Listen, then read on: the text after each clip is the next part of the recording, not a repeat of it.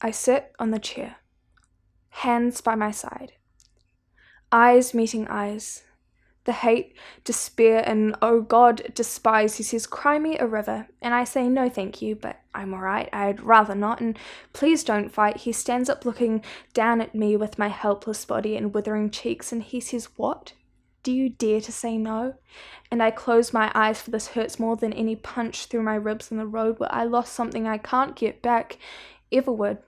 And this was the 7th day of my imprisonment. I knew that by the 21st day that no matter what I tried to say, it would be just flicked away with empty bottles of cheap champagne, and I'll try again to try to get inside his brain, but I fear he'll hurt me. By the 33rd day, I realized that my hands were chained to his walls with my mouth locked up tight, my own words imprisoned in my own mouth, my own tongue not allowed to escape from its hellish prison of torture and rape. And if I wasn't good little girl, my stomach would inflate from the words he forced down my throat and gently spill down my legs, painted on in those stunning shades of blue and black, and then it will stop. On the 50th day, my head began to hurt from my own thoughts. I was falling into pieces. His outline was blurred. It was getting hard to see, and he reminded me he would bring storms if I did not tell him I loved him, and like the prisoner I told him I did. On the 57th day, I told myself that I was okay. I was not being flicked away. And wait, he told me not to eat today, so here I'll stay. Repeat, you cannot eat because your thighs are getting huge, and no, I don't care about your food. And he said I'm worthless and a freak, and if I even try to eat, he'll hurt me.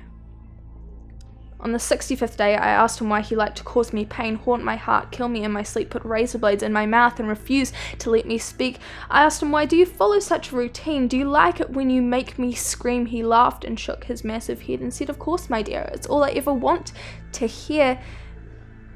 And I sat down and I cried, because on that 65th day, I realized that he did not love me.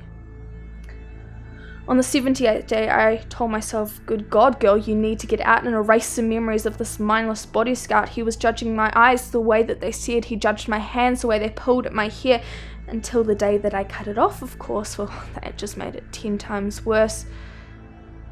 On the 85th day, I fell asleep with my wrists sliced open, blood streaming out me, screaming out, and tears lying on the floor saying, I can't do this anymore. My head spinning, popping pills, wishing my heart would stop pumping, vomiting up my dinner of nothing, then calling up to say goodbye. He said I was a fucking stupid girl, you're worth nothing, go die in a whole pathetic piece of soul.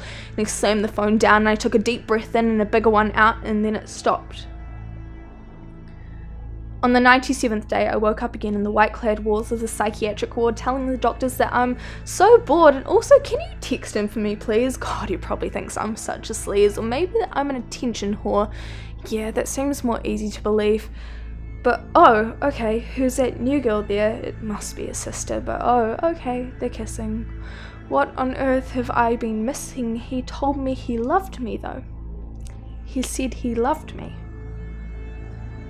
And on the 99th day of my imprisonment, I walked back home and I said to myself, you stupid whore, you lost the only one who cared. But then I went and climbed up the stairs and I saw the bloodstains on the carpet, and it all flashed back, all those 99 days. And then you sat down and you told me, I told you so.